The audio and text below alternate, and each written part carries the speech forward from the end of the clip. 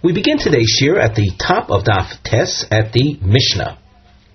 On the side of the Gemara, you notice we have a topic heading, Ha'omer Kenidre Rishoyim. Someone who makes a pronouncement like that, Mischayev Beneder Nozir Ubekorban. He becomes bound to observe a vow, to observe Nazirus, and to bring a korban. The Mishnah. Kenidre Rishoyim. If a person says that, we'll see Rashi shortly as to what exactly took place, but that binds him to a neder or nodar ben nozir ubekorban ubishvua. Kenidre ksherim, if he says that expression, lo amar klum. The concept of neder is anathema to people that are kosher. So therefore, the Mishnah says if someone said Kenidre ksherim, he has said nothing. Kenidvoisam, if, however, he uses the expression nidova as opposed to neder, like the nidovos of ksherim, nodar benozir bekorban, then he is bound. Now we take a look at Rashi at the top. Kenidre rishoyim. Kikar munach lefonav. Imagine a person with a loaf of bread in front of him, V'yomar, and he said, Kenidre rishoyim. And he used that expression.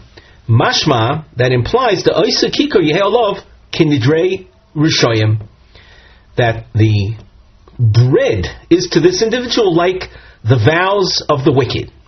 V'kevon diomar hachi, and since he said that, Nodar benozir ubekorban ubeshvua, he binds himself to a neder, to nazirus, to a korban and shvua. V'im ochloi mischayev mechayev nazirus. If he eats that loaf, he then is obligated to observe nazirus. The korban ushvua, he'll be obligated to bring a sacrifice for having violated the neder, for having violated the vow not to eat the bread. Ushvua, and also in violation of a shvua, the chayev nami korban shvua. He'll be chayev for violating a shvua, an oath. The darkon shel rishoyim hu. It's the way of the wicked. Shenoidrim benazirus ubekorban ubenishboyin. It's the way of the wicked to accept upon themselves vows of different kinds of vows. V'hai kiyomar kenidre rishoyim, and this fellow, when he says that, have kemandu omar, it's as if he is saying the following: Hareini nozir im ochal heimenu. I accept upon myself nazirus if I eat from the bread. Varei olai kekorban, and that the bread is upon me like a sacrifice.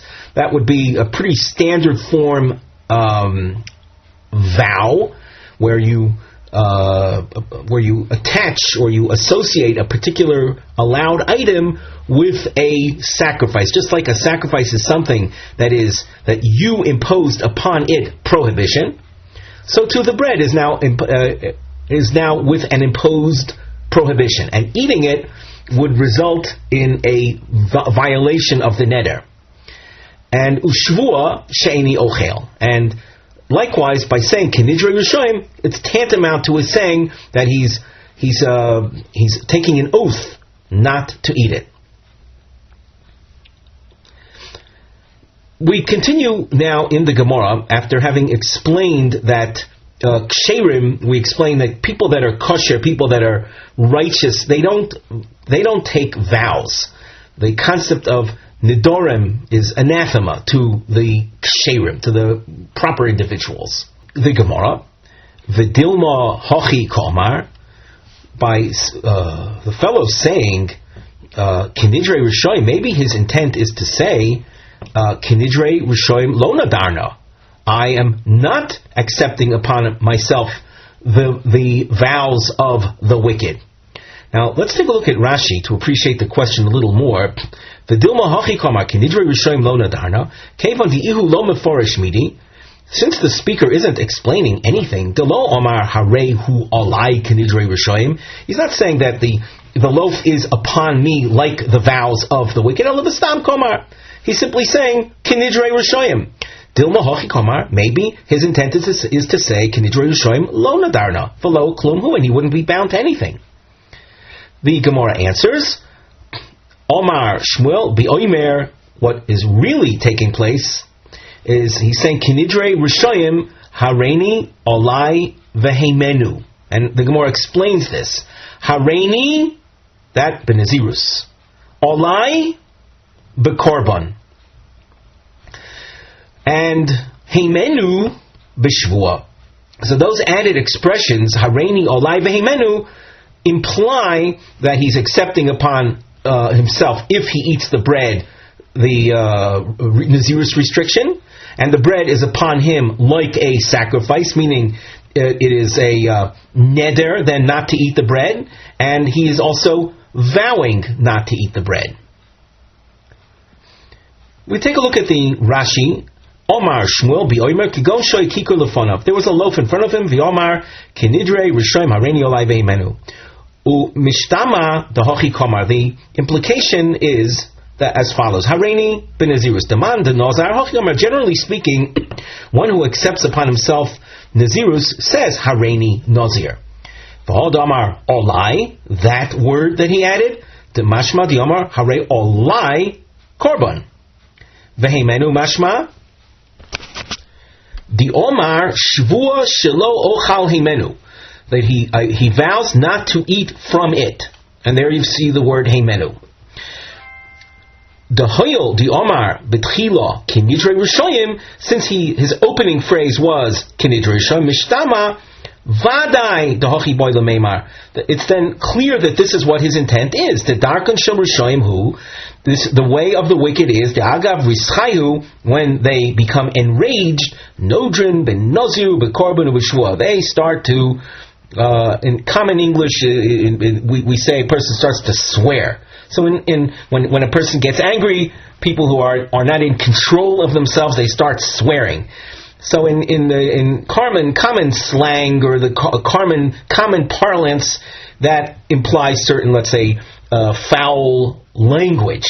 But there's another level of appreciating that concept, and that's what we're seeing over here. That when a person becomes enraged, they start to let's say, lose control of themselves and swearing and vowing, etc. The Gemara, as we go on, introduces with our markings, of course, some geometric shapes. We have a diamond, and on the side of the Gemara, we explain under the Mivneh heading. The Mivneh is the structural note. Hadgoshas Kushios. We're emphasizing questions. And you'll see a squiggle underline highlighting the word Dilma, which is Hatzah Chilufis Lahadam Shmuel. Alternative suggestions to what Shmuel had said. So we just finished learning Shmuel's explanation of the Mishnah, and we go on now with a couple of questions. Hareini benazirus, that is what Shmuel explained, that Hareini means I will, upon eating the bread, become a Nazir.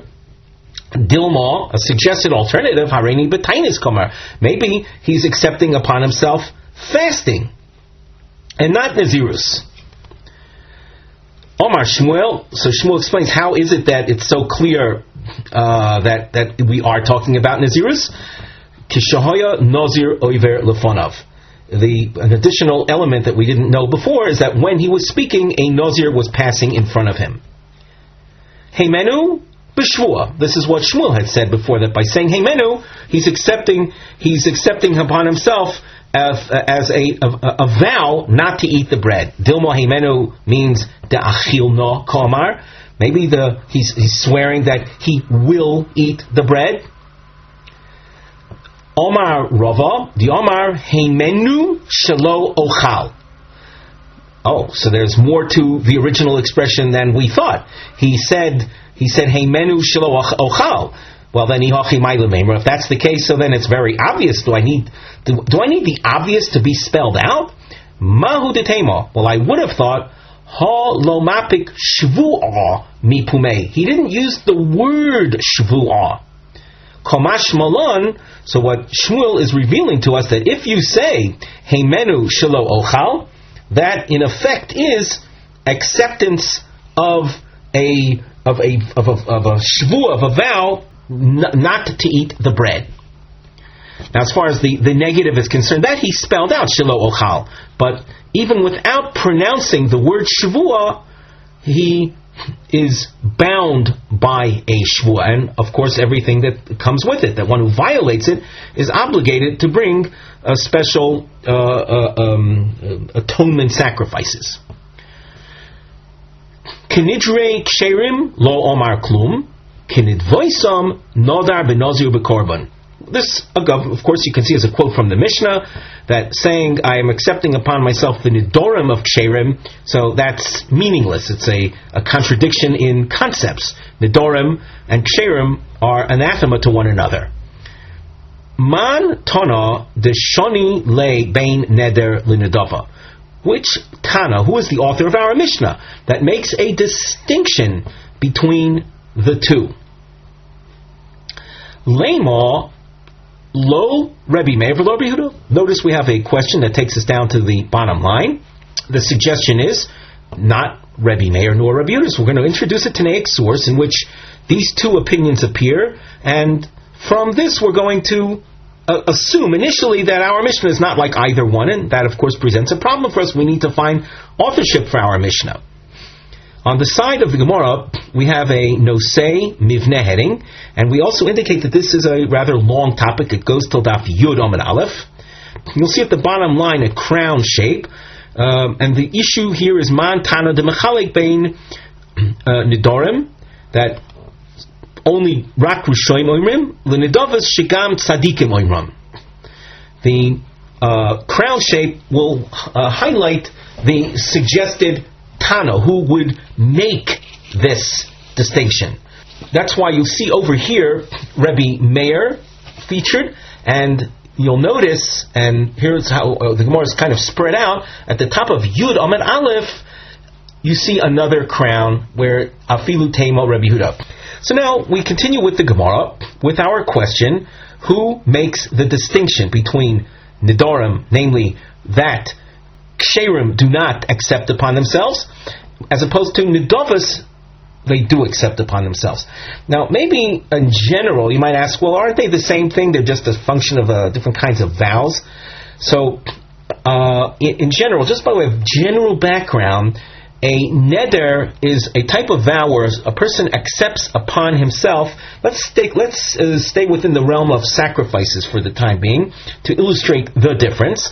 A person who says Harei Olai Lahavi Korban, let's say a Korban Shlomim, a person accepts upon himself, we'll say a personal obligation to bring a Korban, that's a neder.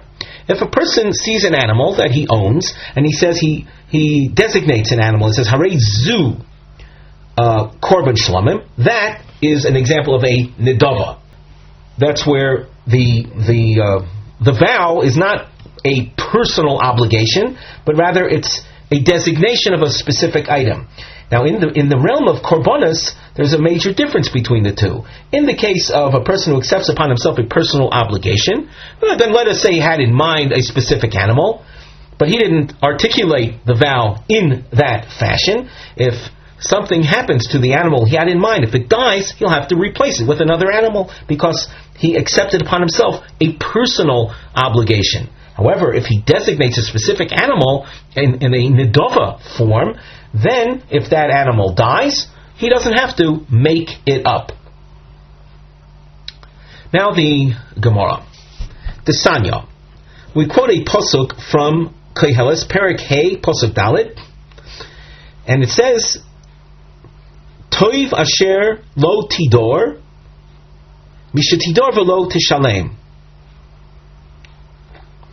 On the side of the Gemara, we should point out, we've included the previous pasuk from Koheles Perek Hey pasuk Gimel. Let's read it together. On the side of the Gemara, Kasher tidor neder lolikim al tacher l'shamo. When a person vows, do not delay in paying the vow. Ki ein chefetz b'ksilim es asher tidor shalem. That which a person vowed, so pay up. And then pasuk Daled, which we already read, we'll read it again in the Gemara text. Toiv asher lo tidor misha tidor velo tishalem.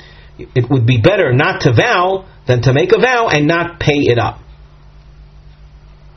So Pasuk Gimel featured a person that makes a vow.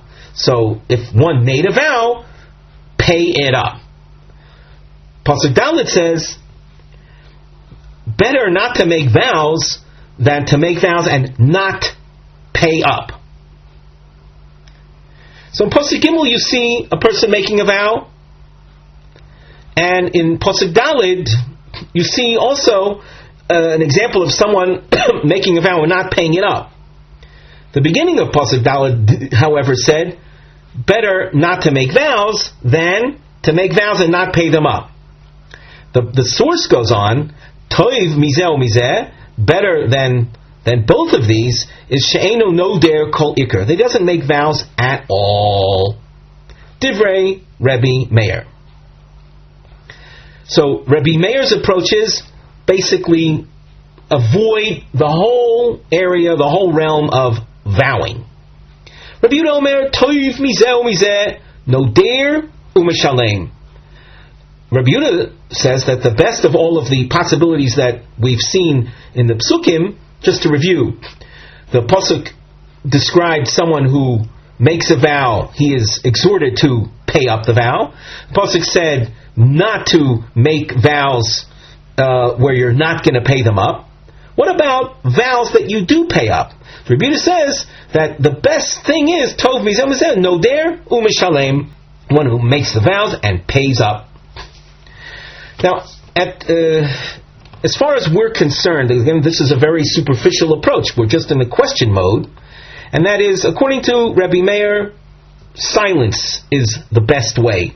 Now, our Mishnah didn't say that. Our Mishnah said that silence from Nedarim is recommended, but not from Nedavos. And Rabbi Yehuda said that even making Nedarim is a great thing if you pay them up. So our Mishnah indicated that Nedarim is to be avoided at all costs if you consider yourself a proper individual. So it seems that our Mishnah is not like either one. Afilu Temo Rebbe Meir. No, our Mishnah can be like Rebbe Meir. We continue at the top of Amud Beis. Ki kama Rebbe Meir, that which Rebbe Meir said to avoid, beneder. That's when it comes to that form of vowing, a neder. Benedava, lo ka'omar. But phrasing things in a nedava fashion, that he didn't say to avoid. The Gemara asks, Vaha katani, does it not say in our Mishnah, kinidvoisam, nodar, benazir ubekorban? Our Mishnah says that if you accept upon yourself a vow in the nedava form, you are bound by a neder. So it's mashma. It's mashma. It implies that he spoke using a lashon of neder. So the Gemara says, Tani, we have to restate the Mishnah, Nodav benazir ubekorban. That if you're talking about ksherim, they would not utter the or use a neder terminology whatsoever. We explained before, just to repeat, a neder is an expression where you say hare olai versus a nedava where you say hare zu. Hare olai means a personal obligation. Hare zu is a designating an item. The Gemara continues, and on the side we have a topic heading which reads under the nosei Hesber ech beneder shayach takola mashen kein benedava. There is a distinction that we haven't really made yet, other than the phrasing distinction, but the analysis of the distinction we haven't said yet. What is the difference between a neder and a dafa?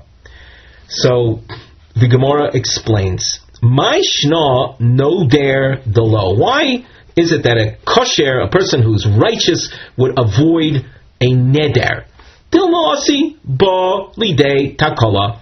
He might come to a stumbling block. He might mess up. What's the mess up in the case of a neder? A person accepted upon himself, let us say, to bring a sacrifice, and he he's lazy, he delays, he's a procrastinator, and the Baal Ta'achir time period goes by. One of the opinions is 3 holidays, 3 of the Shlosh Regolim go by.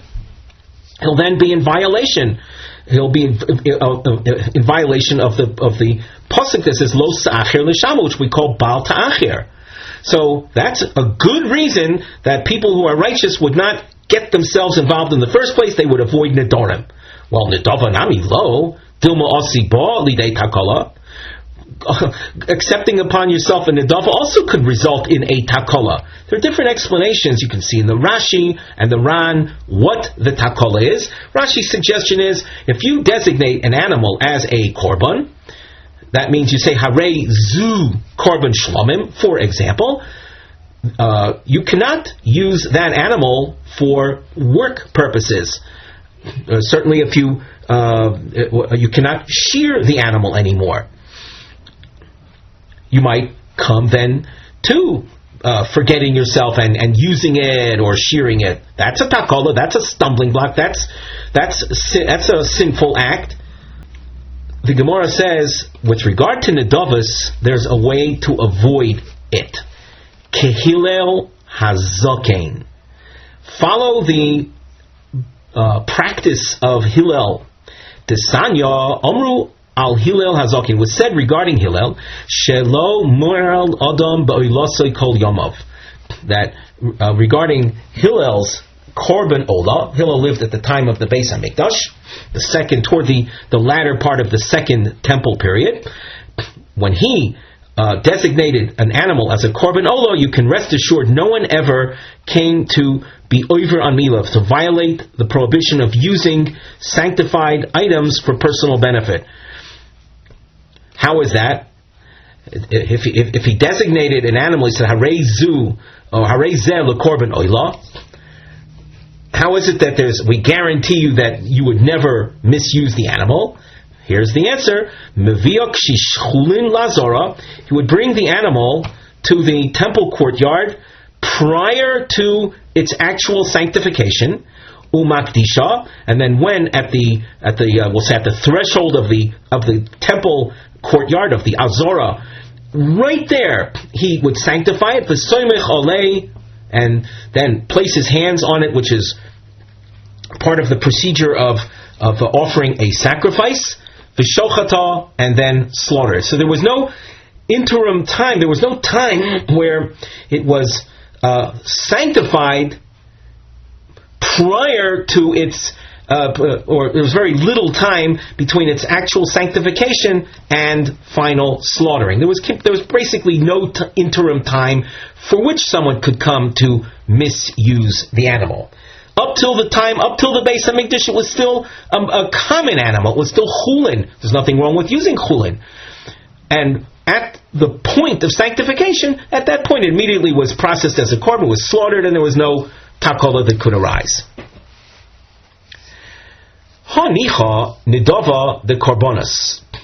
This is a good explanation how by nidavos of sacrifices there's no stumbling, there's no error can result, and hence ksherim, people that are kosher, would make nedava type pledges. Nedava de nazirus my equal of Amar. In our Mishnah, we said that if a person says kinidvas ksherim, he's binding himself also as a nazir. Well, how do you explain nazirus with regard to a person that's righteous and avoiding the stumbling, avoiding takolas? There's a Rashi across from here says Nedava the Nazirus Ma'ikol Amemar Heichi Ovid de Lo Osi Lidei Takola. How can a person behave himself with regard to Nazirus and not come to a Takola, not come to any stumbling? As the Mishnah said, the Kotoni Nodav benazir, the Mutter, the Ksherim Misnadvin benazirus. So we're looking for a description of a person who's kosher, who would accept upon himself nazirus. There's the Ran also explains thusly. You'll find the lower part of the narrow lines. Nedav Nazirus Michael Lameimar Klomar Hech Ksher Misnad Nazirus Va Islahu Lamechash Dilma Osu Lidei Takola. Even within the realm of Nazirus, isn't there what to worry about? Someone coming to, we'll say, to mess up, to stumble. Now, truth be told, we haven't seen, neither in the Rashi nor in the Ran, a description of what the stumbling would be. In the case of bringing sacrifices, we indicated the stumbling could be, in the case of it could be Baal Ta'acher, the delay, it could be a misuse of the animal. What is the misuse, or what's the stumbling in the case of Nazirus? So, if I can go and offer my own interpretation, there are different aspects of Nazirus in which stumbling could arise. For example, Nazirus, the laws of Nazirus dictate no consumption of wine or vine products, wine, grapes, etc. He could stumble and violate that. We saw a discussion in one of the early dapim of the Masechta that there could be an element of Baal Ta'acher even by Nazirus, and there's also the whole topic concerning the korbanos that a Nazir has to bring at the conclusion of his Nazirus period. So there is within the realm of Nazirus there is what to stumble on. So how do you explain that a kosher person would accept upon himself Nazirus, and by definition that means there's not going to be any fear of stumbling, of messing up. So what is the explanation? What's the background to that? So the Gemara answers, Savar law Kishimin Hatzadik. Now you're going to see a Tanaic source. This Tanaic source is found in other Gemaras as well. However, before we get into the source itself, we take a look at the Ran. The Ran is toward the end of the narrow lines. At the beginning of the line, there's an abbreviated Hey Gimel Hachi Garsinon Kishimin Hatzadik. Look at Garsinon Savar law Vachi Pirusha. The Ran suggests not to have in the Girsa that we do have the words Savar law. So, according to the Ran, the reading of the Gemara is after reading My Ikol Meimar, you would continue reading by saying Kishimin Hatzadik. And now, what we want to really focus on in the Ran, the Hachi Pirusha, the Chol Shenodar Mitoch Inyan Zeh, anyone who accepts Nazirus as will be described in the upcoming story, Kol Kach Kavonosu Ritzuya, the person's intentions are so pure, as we'll see in the story that we haven't read yet. There isn't anything to worry about. When a person is so committed, he's so pure of intention, there isn't anything to worry about. He will be exceptionally diligent, and again, no takola to really worry about. Now we go to the Gemara. Desanya, Omar Shimon Tzadik. Shimon Tzadik was a leading figure in the time of the second Beis Hamikdash. He was an individual we associate often with the beginning of the Tanaic period. He was a person who was a remnant, from the end of the Anshe Knesset Hagdola period. And we'll say the historical placement of him adds a dimension of understanding, because we're dealing with cases of sacrifices and actual Beis Hamikdash experiences. So Shimon HaTzadik tells us, "Miyomai lo ochalti osham nazir tomei elo echad." He says, I never ate from, and he was a Kohen as well. And a Kohen is entitled to eat from all kinds of sacrifices, including kodshe kodshim. So with the holy of holy type sacrifices, which non-Kohanim are prohibited from eating. However, Shimon HaTzadik says that I would never have eaten. I never ate from the guilt offering brought by a Nazir that became defiled with the exception of one time. Pam achas bo odom echod nozir min adoro.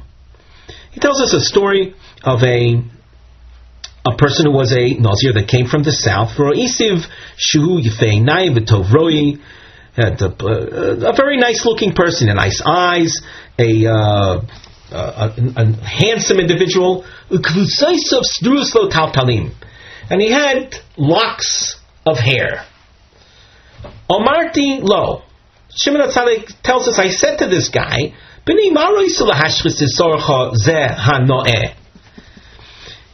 a Nazir, upon concluding his Nazirus, he has to take a full shave. All of his hair is removed. So Shimon HaTzadik notices a very nice, handsome-looking individual with locks of hair, and he's asking, why would you want to cut off your hair, as is the practice of a Nazir? Why would you want to cut off your attractive, your nice-looking hair? Omar li. So the man tells Shimon HaTzadik the story. Roya hoyisi la'abo be'iri. I was a shepherd for my father in my community, in my town.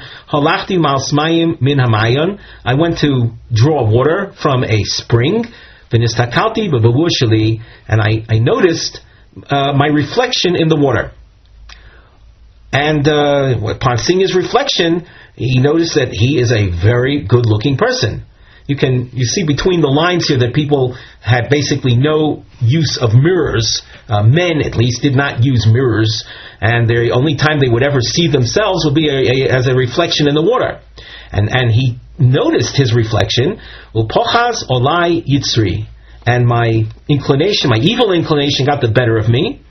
Ubikesh l'todani min ha'olam, and wanted to cause me to sin, literally to cast me out of the world. Through sinning, a person is cast away from the lot of the righteous. A person who is, let's say, overcome by his good looks, that's an invitation to sin.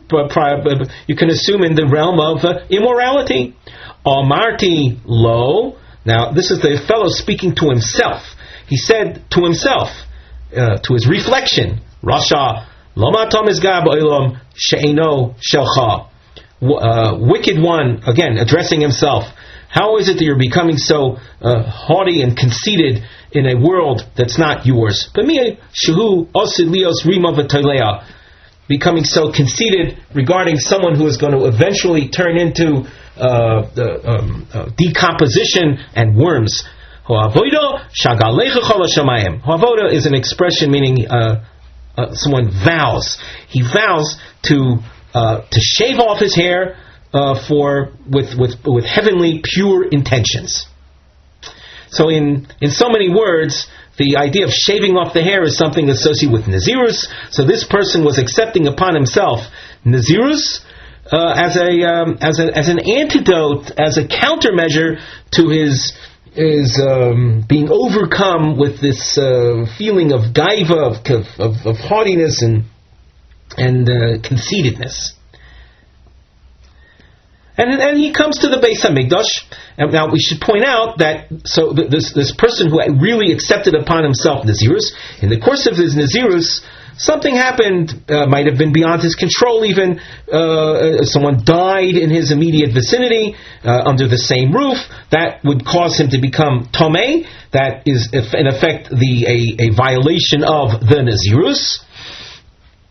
And he has to bring a korban osham, an ola, and a chatos. Those are three korbanos that the Nazir Tomei has to bring.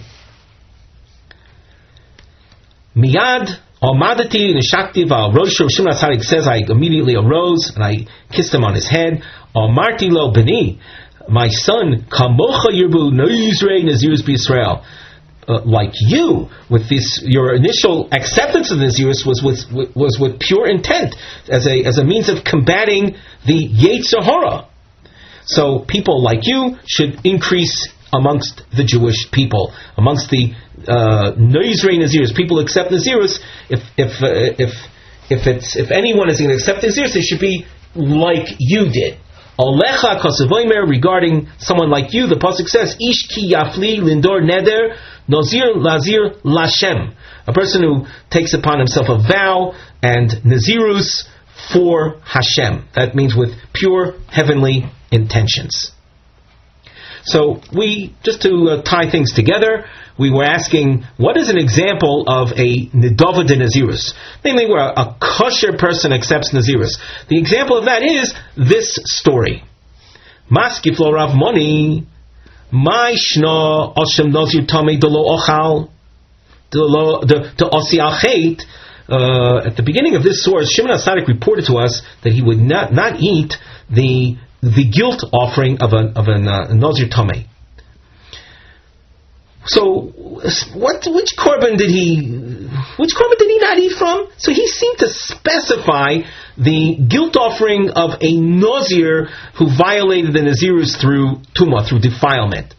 And why would Shimon HaTzadik not eat that? Because it's a sacrifice associated with sin. He didn't want to eat something whose root is in sin. Well, kol hashamas nami lo lechol dal chet asu. If that be the case, so all guilt offerings he should not have ever consumed, but he did. Because why should he not have ever consumed them?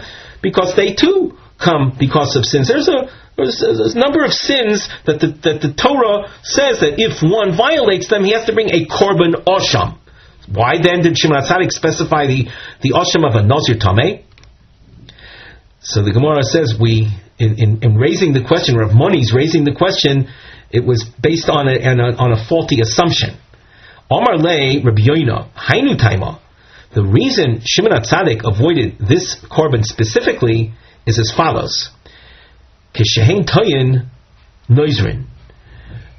In general, when people, we said before, people that become irate, they become wrathful, they accept themselves, and in their wrath, all kinds of oaths and vows, and including nazirus. That's toyin, when they're in a state of being confounded. That's when they accept nazirus. Ukshehein mitamin v'roven aleim yemei nazirus mischarten bohen.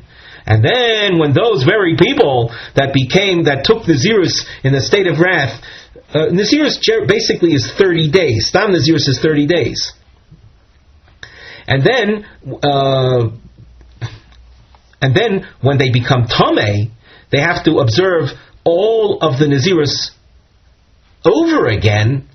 They come to regret their ever having become nazirim, and with regretting the becoming of a nazir, it's practically that he's absolving himself from naziris. Now we're saying practically, it's comparable. It's not literal, but it's as if he's absolving himself from the nazirus, which is something, of course, you can't do. But again, this is by way of analogy. And then v'nimtzu mavian chulin lazar. Then when he does bring the sacrifices that he's obligated to bring, it's like bringing chulin lazar. That's unsanctified animals into the Beis Hamikdash, and that is prohibited to bring chulin to the Azor, to bring unsanctified animals and have them slaughtered in the Azora, and then your eating of them, that is sinful. So Shimon HaTzadik wanted to avoid the korbanos of an osham of a nazir tamei. Some of the points that we made, you'll see right here in the Ran. The Ran, by the way, explains the word toyin in a slightly different fashion than we said. The explanation we gave was, you can find in the Rashi, who says that when they get angry, they accept upon themselves nazirus. So it's a nazirus out of wrath, and not a nazirus that's with pure heavenly motives.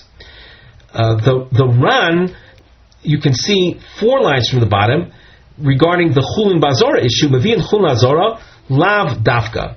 It doesn't mean actual chulin azora. Shekol man shelo hitirun chacham nizirus kayemes. We're saying choyva aleim, that as long as a person didn't approach a sage to have the nazirus reversed or annulled, the Nazirus is binding, and the korbanos that he brings are obligatory. And look, Ka'ain Chulin Ka'omar. It's as if it's Chulin Azora Shemitoch She'en Kavelasan Rutsuya, since his intent is not, he's not continuing with his Nazirus with pure intent. Af korbanosayim einon rutsuya. So too, their korbanos are not desirable. Avol bahach gavro shebo min adorom. And here, this is pretty much the main point. With regard to that fellow that came from the south in the story with Shimon HaTzadik, lekol amechash lohachi. All of this is not something to be of any concern. Since his initial acceptance of the Nazirus was so pure, Anan Sadi Shalo Nischaret. We bear witness. We can vouch for this guy not ever coming to Charota, to regretting the Nazirus. Now, we go back to the Gemara where Rav Yonah explained, just to review what Rav Yonah had said. He says that the problem with the Osham Nazir Tomei is that when he sees that he has to observe the Nazirus all over again, he becomes confounded and he regrets the whole thing. And therefore the korbanos that he ends up bringing are like chulin lazor. And we pointed out chulin lazor, the mundane animals slaughtered and eaten, slaughtered in the azora, and then eaten is a sin. The Gemara asks, Ihachi afilu nazir tohor nami. As far as Shimon HaTzadik is concerned, he should have avoided eating korbanos of a nazir tohor as well. What's the problem there? So Rashi on the second line under the Gemara explains, Ihachi afilu nazir tohor de dilma mischared al naziruso v'nimtza mevi chul nazora. If it's an issue of regret, and the regret is then associated with the korbanos that he brings as being viewed as chulin bazora, if a person doesn't become tamei, but he accepted Nazirus without having become tamei, is there not a doubt or fear that he will regret having accepted Nazirus? And we don't see that Shimon HaTzadik avoided the korbanos of a Nazir Torah, of a Nazir that remained undefiled. The Gemara answers, there isn't anything to worry about in such a case. Nazir Torah, low. There, you don't have to worry about charota in the case of a Nazir Torah. The Amudi Omid Nafshe the Yochol Lindor. He calculated. Amudi means he made a calculation, a personal assessment, evaluation that he can handle a Nazirus. And a basic Nazirus is a 30-day period, and certainly if he finishes it successfully, that was a result of his initial calculation that it's something he can handle. So he won't, and without becoming tamei. So the initial amount of Nazirus is all that he has to observe. There's no repeating of his Nazirus period, an elongation of his Nazirus period. Rashi, let's look at it together. 4 lines from the bottom. In the case of someone who finished a Nazirus without having become defiled, there is no concern of his coming to regret. Since he did not become tamei, and there was no increase, we'll say imposed increase of Nazirus days, he's not going to come to any regrets. You'll say that even so, might he not come to regret having accepted the Nazirus out of fear that he won't be able to finish it off? No, you don't have to worry about that kind of regret. Had he not made an initial evaluation of his abilities to endure the Nazirus, lo have another. He wouldn't have made the Nazirus vow to begin with. And as long as he does not become defiled, there is no element of regret that one has to worry about. We turn back to the Gemara. V'i boyasema. Now, because on the top of Yud Amud Aleph, as you can see now, we have a Roman numeral number 2 with a crown marking. We know what is happening in the Gemara. V'i boyasema is a throwback to the issue of who is the Tana of the Mishnah. So, as you recall, in raising the question, the Gemara said it doesn't seem like it's Rebbe Meir nor Rebbe Yehuda. The first answer the Gemara gave was that our Mishnah could be like Rebbe Meir, and that which Rebbe Meir said to avoid vowing altogether, that's if the vow is in a neder form. However, if it's in a nedava form, it's okay. Even kosher people would bind themselves by a nedava. Maybe themselves is not an accurate expression, but they would take upon they would utter a nedava. That's the designation of a specific animal to be a sacrifice. Here the Gemara says afilu teim Rebbe Yehuda. Our Mishnah can go like Rebbe Yehuda.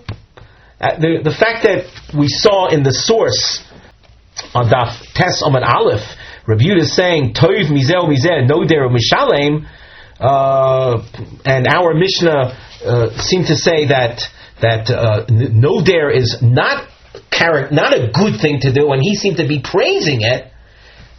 We can resolve the Mishnah with Rebbe Yehuda. Ki Amar Rebbe Yehuda ben Nedava. Rebbe Yehuda was praising what? Not a nether. A nether taker, not someone who makes Nedarim, who utters Nedarim, but rather someone who utters Nedavos. Regarding that, Rabbi Yehuda said that the best thing is someone who is Nodev Umishalem.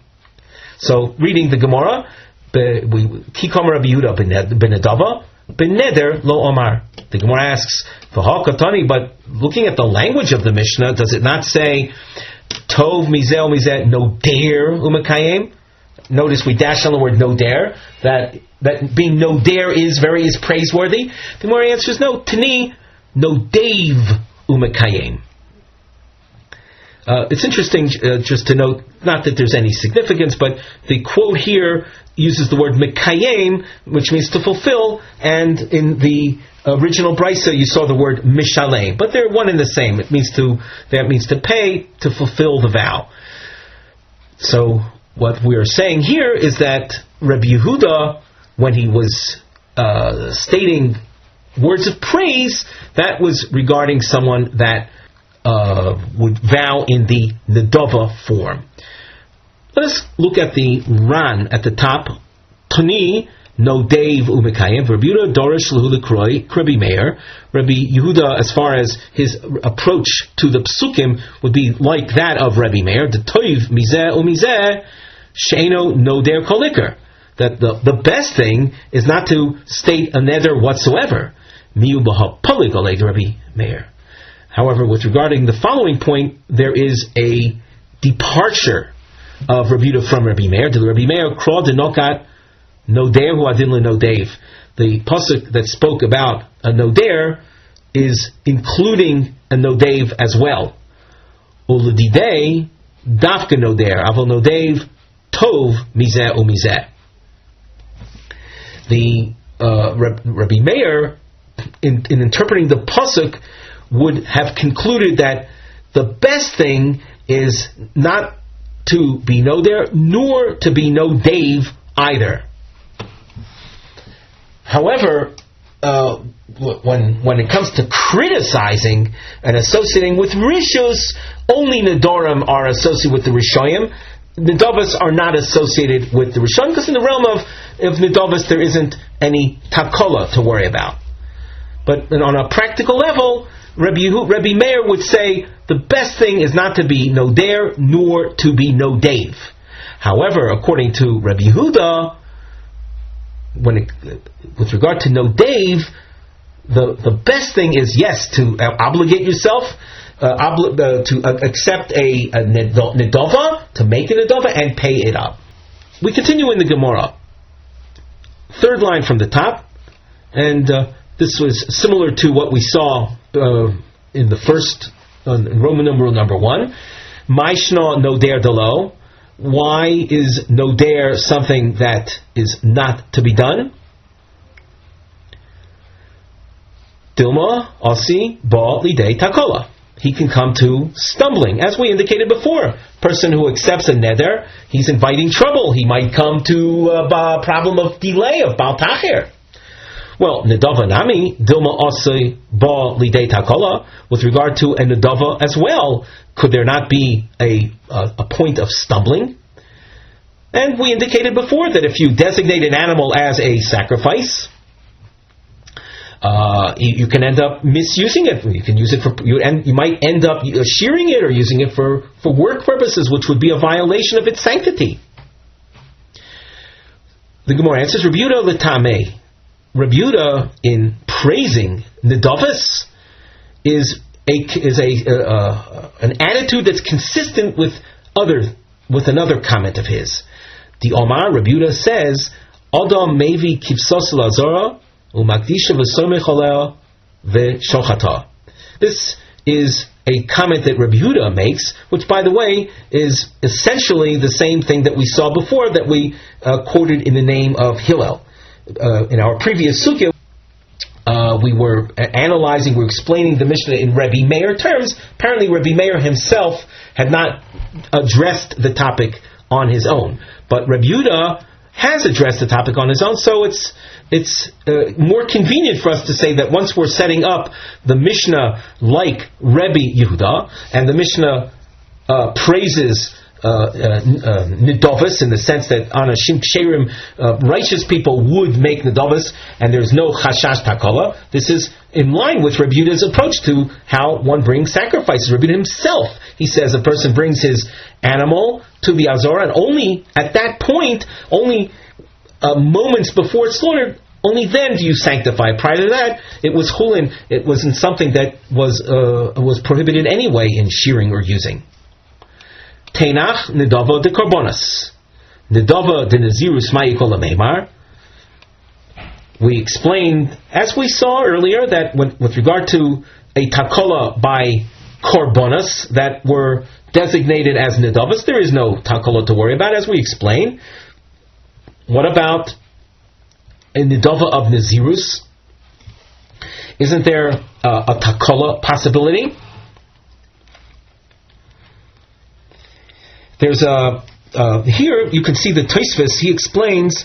I think that you'll see very similar to what we suggested before on our own. At that point, I hadn't remembered this particular Tosfos. You see on the first of the widest lines in the Tosfos commentary, the extreme wide lines. The Nazirus Michael Ameimar Valo Miad Shenoda. I'm reading from the Tosfos. Immediately when he accepts Nazirus, Komle Babal Yochal Bal Yishte. He's forbidden in eating grapes, grape products, or drinking wine. There is now something to worry about that he might violate. And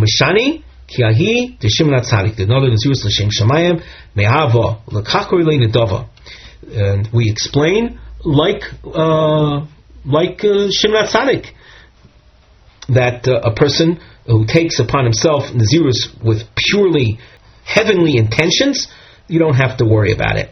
So now let's go back to the Gemara.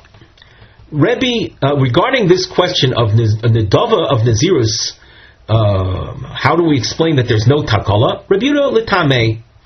Rabbi Yehuda, again, is consistent here with what he has said elsewhere.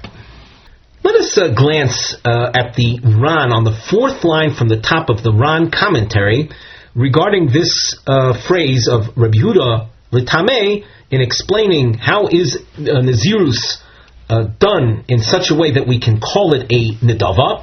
So Rashi said, the Ran says, Rabbi Yehuda l'tamei d'yomar diksherin misavin lahavi korbanos. We're going to see this shortly in the Gemara itself, under the name Rabbi Yehuda a Tanaic source, that people that are tzaddikim have a desire to bring sacrifices, shel chova, obligatory sacrifices. Now, you can't voluntarily bring an obligatory sacrifice. It's a contradiction in terms. And let us say a sin offering. A person who didn't sin, and you can assume that a tzaddik wouldn't have sinned, and yet he wants to bring a korban that a sinner would bring. So, how could that be? How could that possibly be done? Well, we'll see shortly that a sinner would bring a korban chatas. There is an example of someone who is, we'll say, a non-sinner that also brings a korban chatas, as is the case of a nazir. And since they do so with such pure intentions, mikri nedava, we can call it nedava. It seems to me that the Ran's explanation isn't focusing on the issue so much of takola avoidance, but rather we explained how korbanos can be brought by ksherim in a nedava form, even though when it comes to sacrifices, korbanos, there's a takola problem. We explained how you can avoid takola altogether through the sanctification of it immediately before its offering. And as a result of the non-takola aspect of korbanos, ksherim will bring korbanos in a nedava form. What about nazirus? How is it that nazirus can be described as a nedava that a person that's kosher would accept it upon himself? So we're explaining that when one accepts nazirus with pure motivation, that is called nedava. In the previous sugya, we had mentioned that, based on, of course, the Meforshim, we had mentioned that if one has such pure intention, you don't have to worry about coming to takola. But as I say, according to the Ran's interpretation, I'm not convinced that the takola issue is what is preoccupying the Ran, but rather the classification of nazirus as a nedava, and hence something that righteous people would do. That is all dependent on your purity of intention. So the Gemara continues. Desanya, we're saying Reb Yehuda, in saying that a kosher person would accept upon himself nazirus, and it would be called a nedava of nazirus, is as you see in the following. Desanya Reb Yehuda Omer Chasidim Harishonim, the early pious ones, they had a desire to bring a sin offering. But a sin offering is brought only when one violates that kind of sin that requires such a korban to be brought. They were not sinning. The Almighty doesn't bring a tzaddik to stumble, to mistakenly violate, let's say, eating chaylev or eating dam. So they would never find themselves in a position where they would have to bring a korban chatas. So ma hoyu oisin, what would these chasidim rishonim do? Oimdu misnadvin nazirus lamokum k'dei she'yischayev korban chatas lamokum. They would accept upon themselves nazirus, which obligates the nazir at the conclusion of the nazirus period to bring, amongst other korbanos, a korban chatas, in addition to, of course, the shlomim and ola korban that he brings. So, as the Ran said, Rabbi Yehuda, in suggesting that nazirus is something that a person kosher would do, here it is. It's out of his great desire to bring a korban chatas. Rabbi Shimon Omer lo nadru ben nazir. The Hasidim Rishonim would not accept upon themselves nazirus. Someone who would want to bring a korban ola, that is a type of korban that could be brought voluntarily. He would make a nedava, he would designate an animal as a korban ola and bring it. Shlomim, if a person had a desire to bring a korban shlomim, misnadev umevi. A korban toda is a special type of korban that, along with it, there are 40 loaves brought, 10 loaves, 4 groups of 10 loaves, each loaf being a different type of baked good. That's 4 types of breads that accompany the korban toda. So he would voluntarily bring that. Alva benazirus lo hisnadvu. But as far as what Rabbi Yehuda suggested, Rabbi Shimon would say they would never make a nedava of nazirus. They wouldn't accept upon themselves nazirus, kadei shaliku chaitim, so that they should not be called sinners. Shnamar, the pasuk, and now note, this pasuk is in the context of a nazir. It says v'chiper alav me'asher chota lanefesh, and he brings his sacrifices for his having sinned. So someone who is considered a chassid from the Chasidim Rishonim would not enter into a realm of that kind of person or that kind of practice that's associated with sinfulness. Omar Abaye, he lists three names: Shimon HaTzadik, the Rebbe Shimon, the Rebbe Ozer HaKapor, Kulon Shito Achashein. All three of these Tanoim accept the same, we'll say, school of thought. Not that they say the same thing, but they're all in general agreement. The Nazir Chote Have, that a Nazir is a sinner. There's an element of sinning involved in the Nazir practice.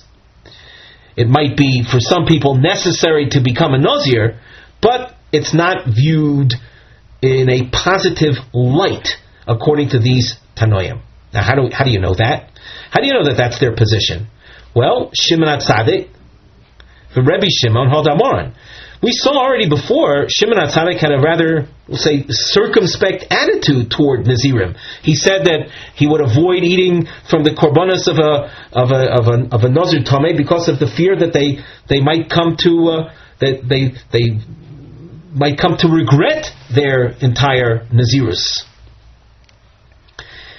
And therefore the area of Nazirus in the eyes of Shimon HaTzadik is something to be avoided. And Rebbe Shimon, we just saw now that in this Tanaic source that he views them based on the pasuk that a Nazir is a sinner. Rebbe Ozer HaKapor, Rebbe Tesanya, the third opinion that Abaye mentioned, that of Rebbe Ozer, that he also holds that a Nazir is considered a chote. The San Rebbe Ozer HaKapor Rebbe Oimer, v'chipar olav me'asher chota ala nefesh. This is a pasuk that we just saw quoted before in the context of the Nazirus. V'chi be'eze nefesh chota zeh. The pasuk says that he brings his sacrifices in order to atone for himself. What sin did he do that he needs atonement?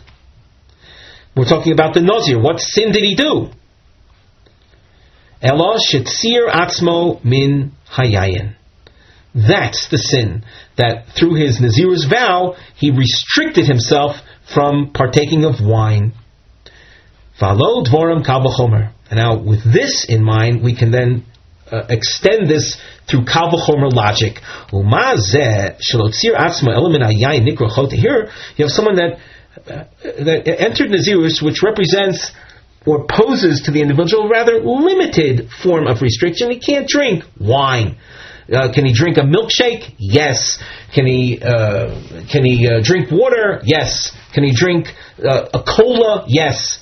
He's restricted from wine, and yet for that, we'll say that rather limited restriction, for having restricted himself from something that the Almighty allows people to partake of.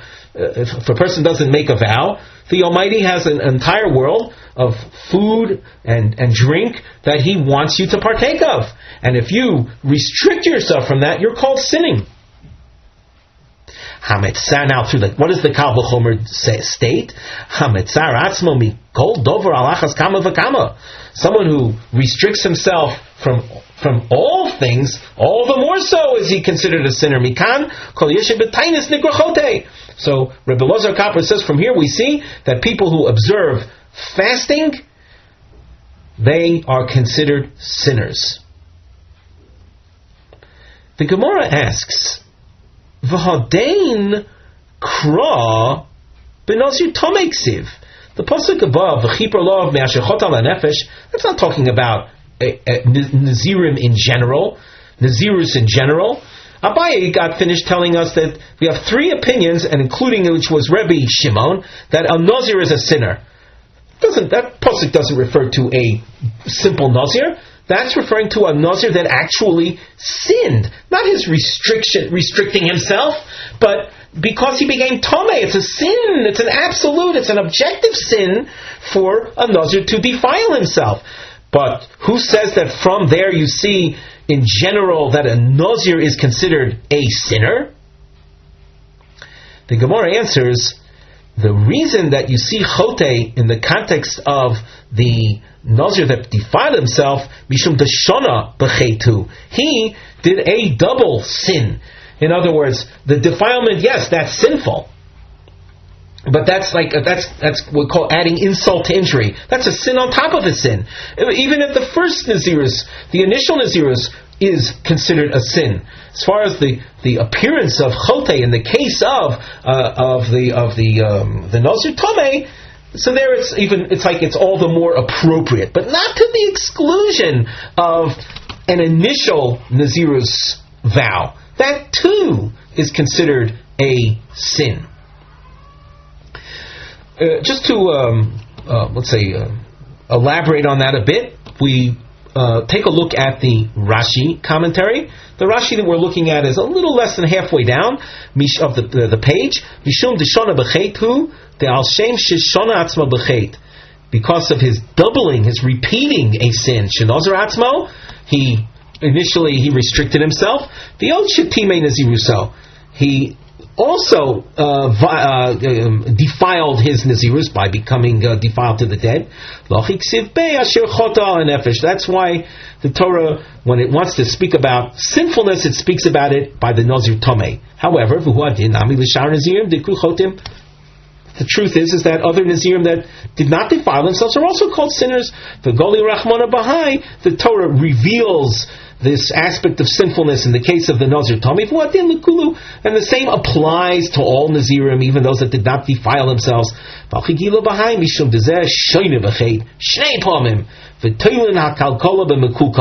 you want to use the term sinning, which is a kalkola, it's a mess up, that we apply that to someone who's really messed up. But again, not to the exclusion of an initial Nazirus either.